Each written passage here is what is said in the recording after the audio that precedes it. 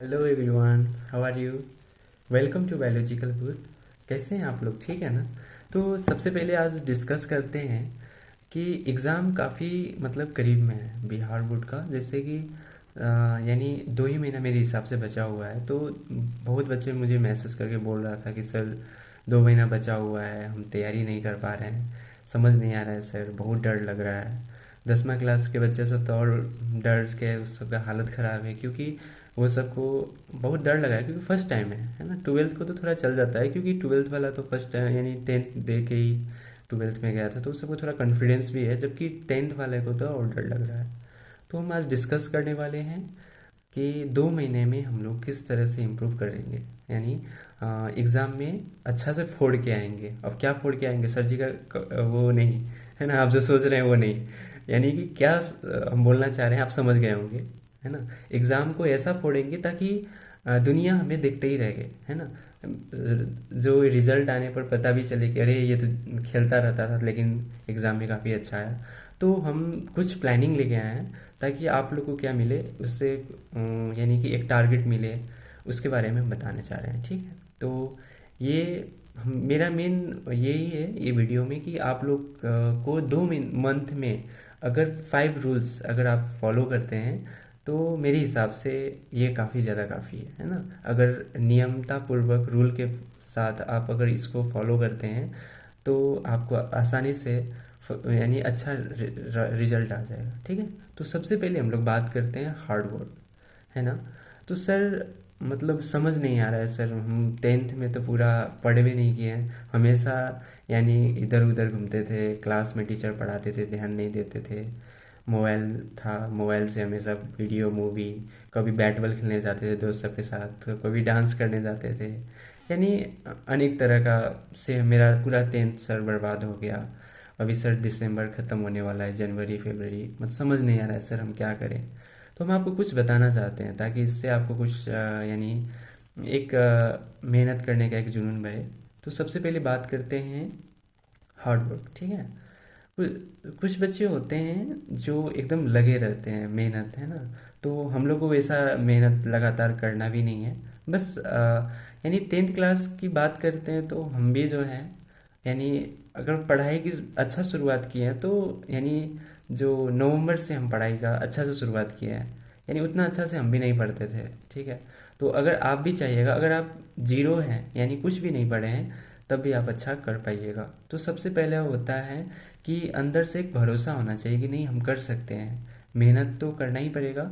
तो सबसे पहले अगर आपके पास यानी एंड्रॉयड सेट होगा या मोबाइल होगा, आप क्या कीजिएगा, वो मोबाइल को साइड में रख दीजिएगा या मम्मी को दे दीजिएगा, और मम्मी को ये बोलिएगा कि मम्मी ये मोबाइल को आप साइड में पेटी में ताला मार के रख दीजिए, और जैसे मेरा एग्ज़ाम ख़त्म होगा तो सबसे पहले मैं वो मोबाइल लूँगा, है ना। या अगर आप मोबाइल नहीं रख सकते हैं साइड में तो आप अपने आप को वादा रखिएगा कि नहीं सर, 2 मंथ तक ना फेसबुक ना इंस्टाग्राम, है ना, ये सब यूज़ नहीं करना। आप इसको अनइंस्टॉल ही कर दीजिएगा।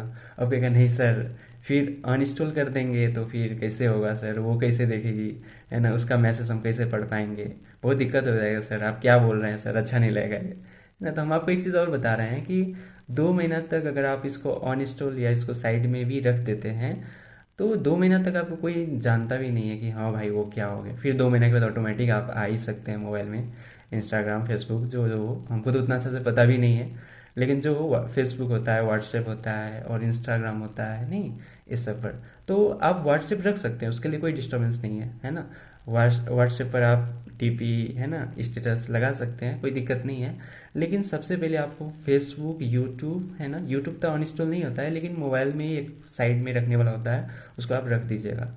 अगर आप सबसे पहले मोबाइल को, आप मोबाइल से जितना दूर रहिएगा उतना आपका अच्छा रिजल्ट आएगा। हम आपको एक एग्जांपल भी देंगे, है ना।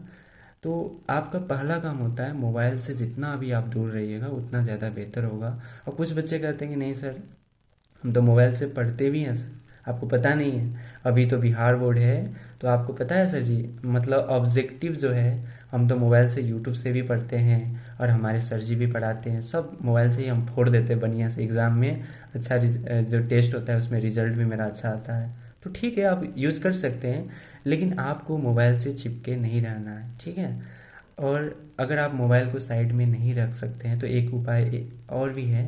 आप क्या कीजिएगा, जब आप पढ़ाई करते समय मोबाइल को क्या करें, एकदम साइड में ऐसा जगह पर रखिएगा जो आपको उठने पर मजबूर हो, और वो मोबाइल टच करने में आपको लगभग 30 सेकंड लगे या 1 मिनट लगे, तो आप अंदर से अरे यार क्या जाए, छोड़ो यार, तो पढ़ाई ही करते हैं। ठीक है, तो सबसे पहला काम है आपका क्या करना, मोबाइल को साइड करना। ठीक है, अब आइए बात करते हैं सर एग्ज़ाम की तैयारी कैसे करें।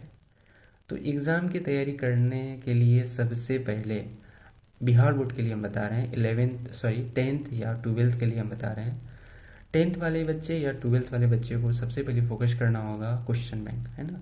क्वेश्चन बैंक में जितना भी जो क्वेश्चन है, ऑब्जेक्टिव सब्जेक्टिव हो, उसके एकदम ऐसा, मतलब ऐसा नहीं कि रट्टूमल की तरह करके पढ़ लिए, और ऐसा ना कि कल हम पूछे तो कुछ नहीं हो, ऐसा भी नहीं होना चाहिए। एकदम धीरे धीरे वो क्या कहना चाह रहा है, एकदम समझ समझ के। अब मान लीजिए हमारे भाई, मानो कोई भी है ना, राम बाबू चाहे कोई भी दोस्त, वो पढ़ाई शुरू किया तो उसका एकदम जीरो से वो शुरू किया था, और उसका टारगेट था कि नहीं हमको 400+ लाना है। तो वो भाई साहब को हम यही, यानी कि वो भाई साहब क्या किया कि शुरू में 10 ऑब्जेक्टिव को ही उठाया। अब 10 ऑब्जेक्टिव को उठाने से पहले एक ऑब्जेक्टिव को सबसे पहले वो पढ़ा, तो उसमें से अनेक बहुत सारे क्वेश्चन को वो क्रिएट किया, अरे ऐसा होता तो क्या होता है ना, अनेक तरह का क्वेश्चन वो अपने क्रिएट किया, और इस तरह से वो आगे बढ़ते गया। कहने का सेंस ये है कि आप एक ही क्वेश्चन पढ़िए, 2 ही क्वेश्चन पढ़िए, उसको समझ के पढ़िएगा। ठीक है, जिससे आपको एग्ज़ाम में यानी अंदर से डर नहीं होगा। और एक चीज़ और, जैसे एग्ज़ाम का 2 महीना बचा हुआ है, तो मेरे और एक सलाह मानिएगा, तो आप प्रतिदिन यानी ऑब्जेक्टिव जो याद रटना नहीं है, समझना है, और प्लस में जो याद करते हैं उसको इवनिंग यानी सोते सोते समय एक बार पक्का देख लीजिएगा। ठीक है, फिर एक बच्चा हमसे एक और पूछ रहा था कि सर कितना देर हम लोग को पढ़े ताकि हमको यानी अच्छा रिजल्ट आए, 400+ आए, है ना। तो हम एक चीज़ और बताएंगे, देखिए इसमें आवर की मायने नहीं रखता है। आप यानी 2 ही घंटा अच्छा से पढ़ते हैं तो आप एकदम फोड़ सकते हैं, लेकिन मैक्सिमम अगर पढ़ने की बात करें इन द सेंस ऑफ, तो 6 घंटा काफ़ी हो जाता है। ठीक है, 3 घंटा सुबह, 3 घंटा शाम। ये सर जी क्या बोल रहे हैं आप, 3 घंटे 6 घंटा पढ़ने के लिए हमको बोल रहे हैं, तो ये अच्छा बात नहीं है, कम से कम 12 घंटा तो चाहिए। हम बोले नहीं नहीं, 6 घंटा काफ़ी है आप लोग के लिए, है ना, मैथ उथ सब ले आके 6 घंटा बहुत ज़्यादा है। तो बात करते हैं, हमने सबसे पहले क्या बोले, मोबाइल को साइड करना है। अब दूसरा काम है ये, थोड़ा एक कहानी बताते हैं एक बच्चे को। ठीक है, मेरा एक स्टूडेंट है जिसका नाम है शिवम, है ना। वो पढ़ाई में उतना अच्छा नहीं था, अच्छा मतलब एवरेज स्टूडेंट था। वो पढ़ाई में थोड़ा सा भी मन नहीं करता था उसको।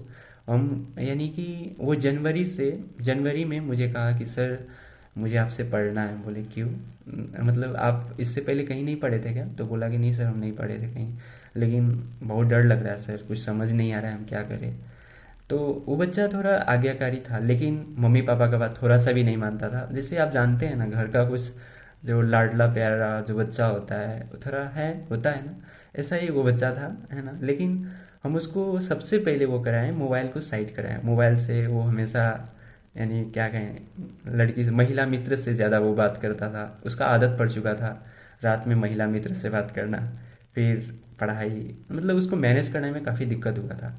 लेकिन वो बच्चा को हम जैसे जैसे बोले वैसे वैसे, शुरू में तो मोबाइल तो वो मतलब वो अपना दादी को दे दिया, वो दादी उसका ताला पेटी में रख के, फिर उसको बहुत दिक्कत हुआ, सर आप अपना मोबाइल दीजिए सर, ऐसा वैसा, है ना। तो कुछ दिन के लिए दिक्कत हुआ, लेकिन वो पढ़ाई पर जिस तरह से उतर गया, तो धीरे धीरे क्या हो गया, वो पढ़ाई की ओर काफ़ी मेहनत करने लगा, और उसका रिजल्ट यानी 275 यानी सेकंड डिवीज़न ही हुआ। लेकिन वो बहुत यानी कि अच्छा स्टूडेंट था।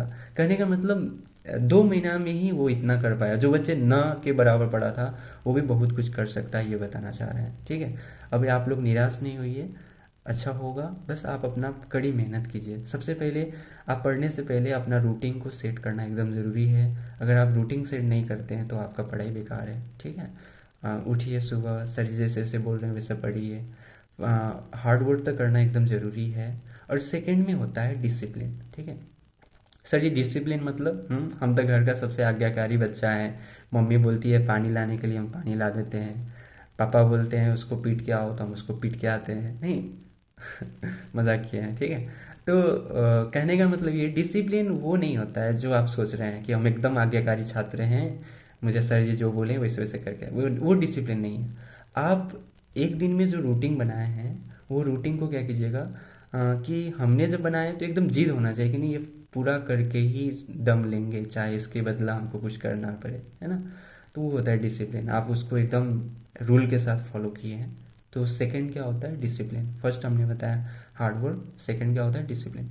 थर्ड की बात करते हैं, जुनून होना चाहिए कि सर, यानी कि अंदर से एक जुनून। जुनून मतलब समझते हैं ना, क्या होता है जुनून, बोलिए तो। जुनून मतलब मेरे हिसाब से जैसे कि कोई काम करने का एक जुनून होता है। जैसे मतलब कोई बच्चे का देखते होंगे, सुबह अभी तो ऐसे आर्मी वाला वैकेंसी निकलने वाला है, तो मेरा दोस्त ही की बात करते हैं, मॉर्निंग में 3 बजे उठ के दौड़ने लगता है, तो उसके अंदर जुनून है। ऐसा लाइक हम लोग के अंदर भी एक जुनून होना चाहिए कि मेरा जो है 400+ आना है तो हमें मेहनत करना ही पड़ेगा।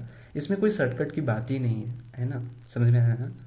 तो सबसे पहले आपको मेहनत तो करना ही पड़ेगा, ठीक है। अब हमने क्या बताया, पहला हार्ड वर्क, सेकंड में क्या बताया हमने, डिसिप्लिन होना ज़रूरी है, थर्ड में जुनून, और तीसरा में होता है मतलब तीसरा में जो होता है धीरज। धीरज मतलब समझते हैं, जैसे कि यार वो मेरा दोस्त है ना, वो कितना अच्छा परफॉर्मेंस कर रहा है, जब टेस्ट होता है उसे सीधा फोड़ देता है। क्या फोड़ देता है वो, नहीं नहीं, वो फोड़ने की बातें नहीं कर रहे हैं हम, क्या, वो नहीं है ना, एग्ज़ाम को फोड़ देता है, ठीक है। यार वो तो सीधा आता है और डायरेक्ट एग्ज़ाम तनातन फोड़ के चल जाता है, हम मेरा तो फेल हो जाता है, समझ नहीं आता क्या कहें। 10 साल तक मतलब इतना पापा मम्मी खर्च किए हैं, अगर रिजल्ट नहीं आएगा तो कैसे होगा, वो हमेशा। तो आपको ये नहीं सोचना है भाई, आप मेहनत तो कर रहे हैं ना, हो सकता है उससे आप अच्छा ज़रूर हो जाइएगा। आप अंदर से एक जुनून होना चाहिए, जुनून है ना, और यानी कि धीरज भी होना चाहिए। धीरज के बिना कुछ होता ही नहीं है, सबसे पहली बात धीरज तो रखना पड़ेगा आपको, ठीक है। और एक और होता है यानी खुद पर भरोसा। खुद पर भरोसा मतलब समझते हैं, जैसे मुझे पूरा विश्वास है कि मैं कर सकता हूँ, तो रियलिटी में आप कर सकते हैं, ठीक है। अगर खुद पर भरोसा ही नहीं रहेगा तो रियलिटी में आप कुछ नहीं कर सकते हैं, ठीक है। तो आप क्या कीजिएगा, खुद पर भरोसा कीजिएगा, ठीक है। हार्ड वर्क करना ज़रूरी है, डिसिप्लिन होना ज़रूरी है, और जुनून भी होना ज़रूरी है, खुद पर भरोसा भी होना ज़रूरी है, धीरज भी रखना ज़रूरी है। अगर आप ये 5 कर लेते हैं तो आप एकदम सक्सेस हो जाइएगा। बस अभी से, अभी कुछ बिगड़ा नहीं है, अगर अभी से भी आप संभलते हैं, इन फ्यूचर आप काफ़ी अच्छा कीजिएगा। All the very best. एक और एक चीज़ याद आ रहा है, वो बताना चाहते हैं। एक बच्चा हमको फिर मैसेज में ही पूछा था कि सर पढ़ाई करते हैं लेकिन उसका खूब याद आता है। हम बोले किसका, सर उसका, आप समझ रहे हैं ना, महिला मित्र का। हम बोले ओहो सॉरी सॉरी, हाँ हाँ समझ रहे हैं, क्या क्या दिक्कत है। तो वो बोल रहा था कि सर मतलब हम आपको बड़े भाई की तरह मानते हैं। बोले हाँ ठीक है। तो वो हमको बोल रहा था कि सर महिला मित्र का बार बार मैसेज आता है, हम उसको पढ़ाई करते हैं, पढ़ाई में मेरा काफ़ी अच्छा है, लेकिन महिला मित्र जो है वो डिस्टर्ब करता है, लेकिन उस करती है, सॉरी करती है, लेकिन हम क्या करें सर, समझ नहीं आ रहा है, हम उसको इग्नोर भी नहीं कर सकते हैं। फिर मतलब समझ नहीं आ रहा है सर, कैसे मैनेज करें। तो आपको एक ही रास्ता है, वो महिला मित्र को आप मतलब वो आपका फ्रेंड ही है जो भी हो, आप उसको एक बार समझाइए, है ना, कि यार 2 महीना की बात है, 2 महीना के बाद हम अच्छा से एग्ज़ाम परफॉर्मेंस करेंगे, तो उसके बाद महिला मित्र से तो बात करना ही है, तो उसके लिए आप चिंता नहीं कीजिए, आप अच्छा से बात कीजिएगा तो। और एक चीज़ और, जिसके पास जो महिला मित्र होता है उसको मेरे हिसाब से 2 महीना तक आप अपने मम्मी पापा के लिए ही पढ़िए, है ना, अपने लिए नहीं, मम्मी पापा के लिए। क्योंकि आपसे ज़्यादा आपका मम्मी पापा सपना देखते हैं कि यार मेरा बेटा अगर अच्छा होगा, यानी अगर आप फर्स्ट डिवीज़न करते हैं तो आपको जितना खुशी नहीं मिलती उतना मम्मी पापा खुश होते हैं। मुझे आज भी याद है, जब मतलब यानी हम फर्स्ट डिवीज़न किए थे 10th में, तो हमसे ज़्यादा पापा मेरा खुश हुए थे। और पापा जो है मेरे घर के, यानी 3 किराना स्टोर है, वहाँ पर जाके मतलब सामान तो कुछ खरीदना नहीं था, ऐसा ही जाके वो बोले कि यार मेरा बेटा फर्स्ट कर गया, यार मेरा बेटा है। तो एक अंदर से उनको बहुत खुशी मिला, है ना। तो आप महिला मित्र को साइड में कीजिए 2 महीना तक, ठीक है। जो आदतें हैं, जो आपका बुरी आदत है उसको साइड में कीजिए, और मम्मी पापा के लिए कम से कम कितना, 2 महीना के लिए अपने मम्मी पापा के लिए ही पढ़िए, ठीक है। जो जितना एंजॉय करना था आपने कर चुके हैं, दशहरा बीत चुकी है, छठ पवनी भी बीत चुकी है ना। बस इस ठंडी में गरम गरम चाय के साथ है ना, पकोड़े के साथ। और आप एकदम एग्ज़ाम बिहार बोर्ड को एकदम फोड़ना है। बस मेरा यही प्रार्थना है कि आप लोग भी अच्छा कीजिएगा, तो एक साइड में मेरा भी नाम होएगा कि हाँ सर जी ऐसा है। ठीक, ऑल द वेरी बेस्ट। तो अभी तो रात का, सॉरी, सुबह का 3 बज रहा है। ऐसा ही मन हुआ वीडियो बनाने का तो हम उठ के बना दिए। तो आप लोग भी पढ़िए मन ला के, ठीक है। All the very best, thank you very much, bye.